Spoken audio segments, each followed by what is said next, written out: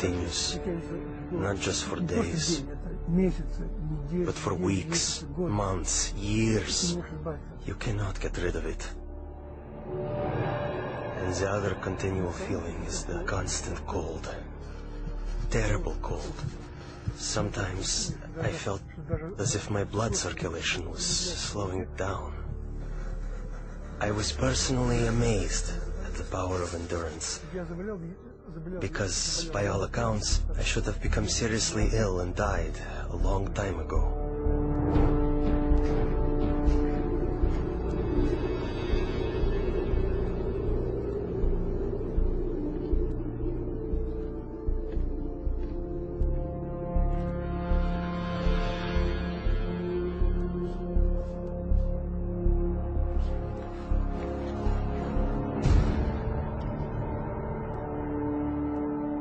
One night, I was thrown into a cell with a broken window. The KGB was determined to do an experiment and freeze me.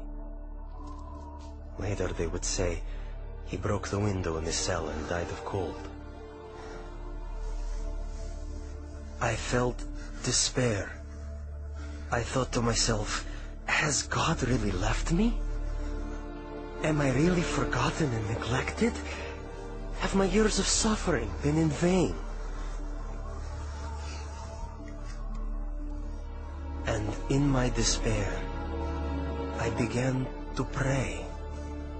I usually pray silently, but this time I started to appeal to God out loud.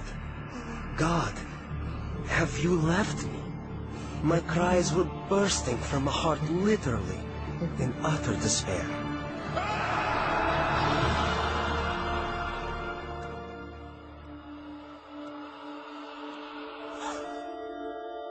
One night I had a dream.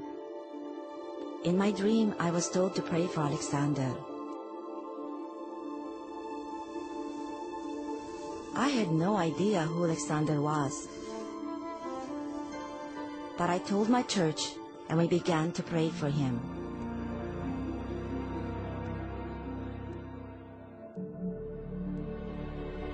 And right then, I suddenly felt a palpable physical warmth.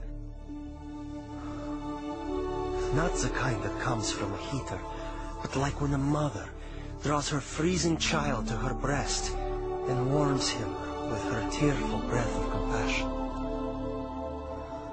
It was a very living, human warmth.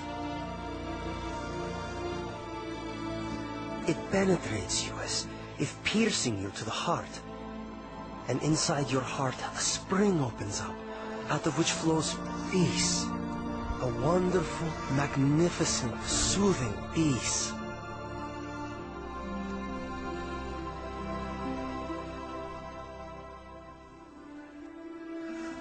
I felt a very loving, brotherly touch. Someone's caring hand touching my shoulder. I actually felt it. And this gesture represented the words, "You are not alone. You are not abandoned. We are with you. We are sharing your suffering." This warmth was the energy God gave me to feel physically the heat of prayer with my own skin, my own being. As if the prayers converted the energy of love into the energy of warmth.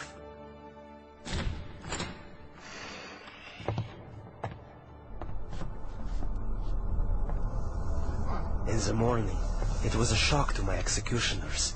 They couldn't understand. I wasn't simply alive, but my temperature was the same as that of a normal person. I heard the doctor explaining to my executioners in the corridor, "This is impossible. We can't explain it."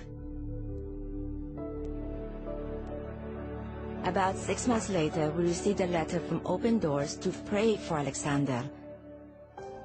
And we finally found out who this Alexander was. We had been praying for 6 months without knowing anything about him. Alexander had started a Christian movement that spread across the Soviet Union. For this crime against the state, he was imprisoned to a labor camp in northern Siberia. the death sentence zone. It so happened that many people began praying for me.